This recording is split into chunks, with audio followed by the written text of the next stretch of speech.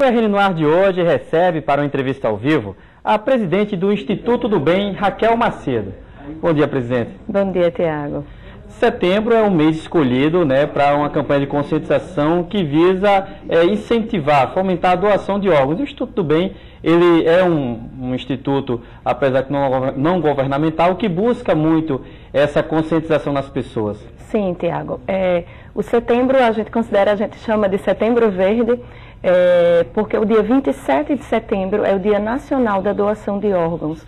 Então a gente aproveita o mês de setembro para fomentar a cultura e a conscientização da população para a doação de órgãos.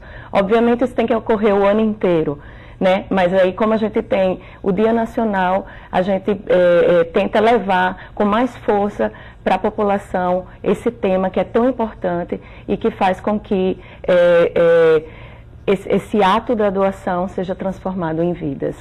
A gente fala muito que é importante que as pessoas, enquanto ainda em vida, que elas expressem esse desejo à família, mas quando acontece do falecimento, a família é quem acaba sendo a última palavra. Exato. Como está a questão da taxa de recusa dessas famílias? As famílias ainda reagem muito a isso ou não? Já há uma sensibilidade maior? Olha só, Tiago, o número de recusa familiar ainda é alto no Estado. A média nacional é de 43% de famílias que negam a doação de órgãos. No Estado é 53%, ou seja, ainda está acima da média nacional e é um número relevante, mais da metade da população nega.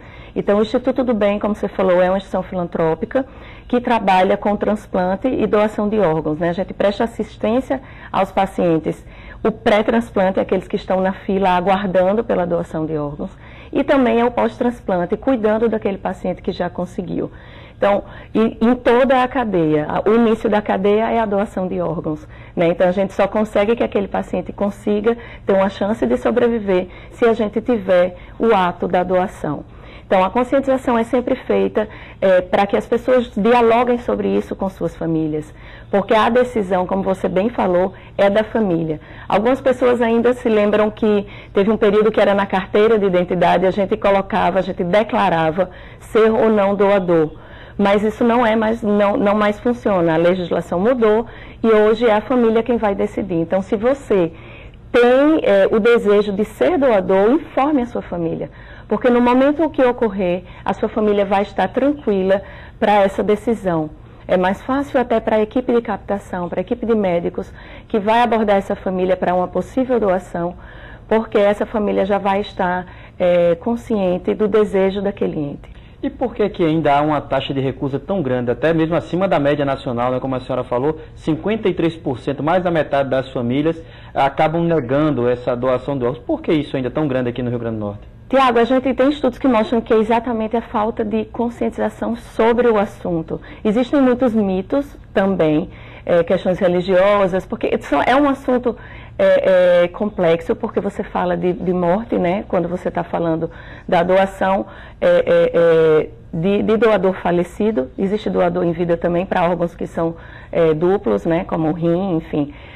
Mas existem alguns mitos. Então, assim, o mais importante é esclarecer a população que é seguro e o quão nobre é. Assim, todas as famílias que a instituição, hoje nós temos 300 pacientes, e a gente tem contato com famílias que tiveram como doar um órgão, ou as famílias que receberam, o quanto é gratificante, o quanto é linda essa história de você poder doar vida.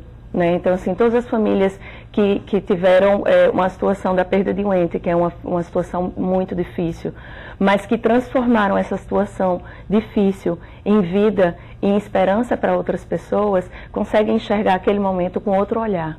A gente acompanha muito a questão das filas, e até de algumas pessoas saindo aqui do Rio Grande do Norte para ir para o Ceará, para ir para outros estados buscar esses transplantes. Aqui no Rio Grande do Norte, quais são os transplantes mais procurados? Quais são os mais difíceis de encontrar doadores?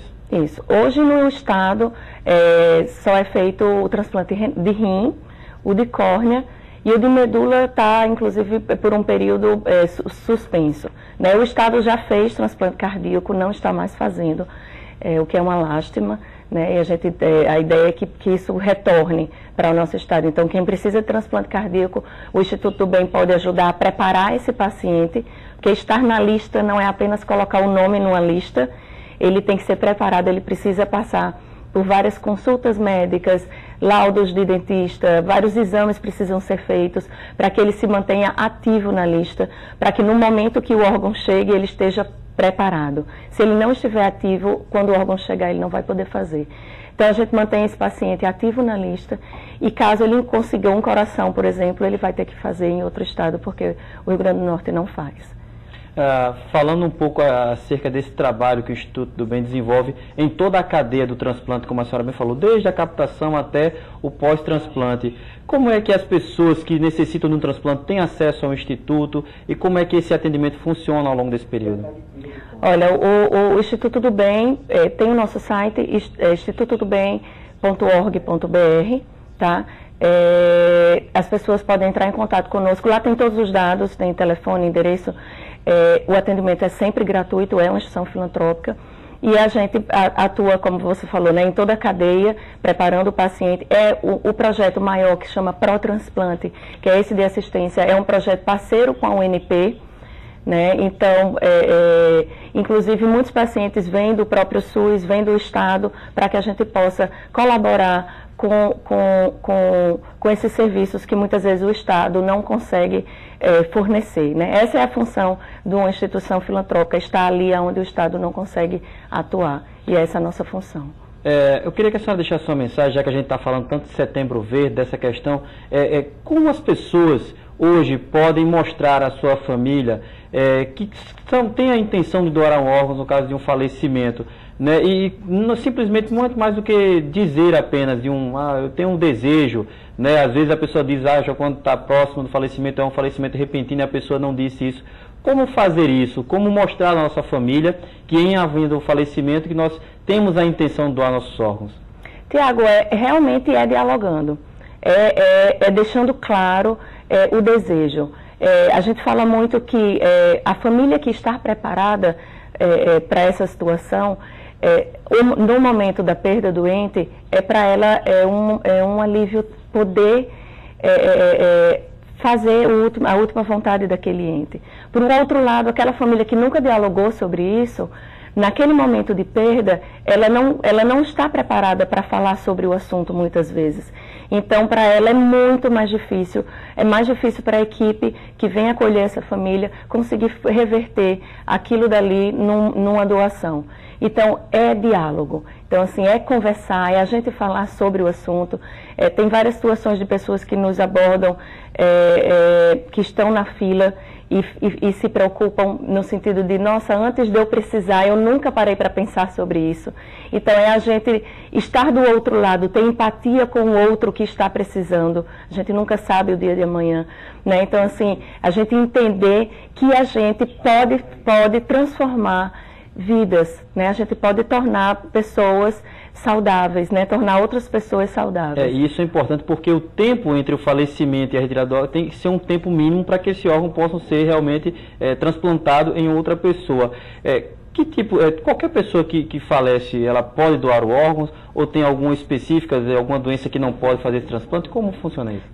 Tem algumas restrições, mas sobretudo é o tipo de morte que se chama morte encefálica, né? Essa morte existe um protocolo médico que vai seguir para dar o diagnóstico de morte encefálica, né? Como se o cérebro tivesse falecido, mas os órgãos ainda continuam com vida. E aí que você pode, eu estou falando de forma bem leiga para que as pessoas possam compreender de forma simples, né? Então, assim, com esse tipo de morte, então não é qualquer tipo de morte também, né? Que é possível o órgão, como você bem falou, tem órgãos, por exemplo, o coração, apenas 4 horas para que se retire o coração e se transplante em outra pessoa, né? Então, tem toda uma estrutura por trás para poder viabilizar o transplante. É isso, eu agradeço a entrevista da senhora hoje aqui no RN no Ar, desejar sorte, que a gente possa fazer realmente desse mês, claro, a senhora falou que a campanha tem que ser o ano todo, eu concordo com isso, mas que a gente possa conseguir fazer esse mês um mês especial de conscientização realmente sobre o transplante de órgãos. Exato, eu aproveito a oportunidade de estar aqui para falar com a população que não deixe para amanhã. Diga hoje, se você tem o desejo, se você tem a vontade de ser um doador de órgãos, converse com sua família. É um ato muito nobre, é um ato lindíssimo e que pode transformar a vida de várias pessoas.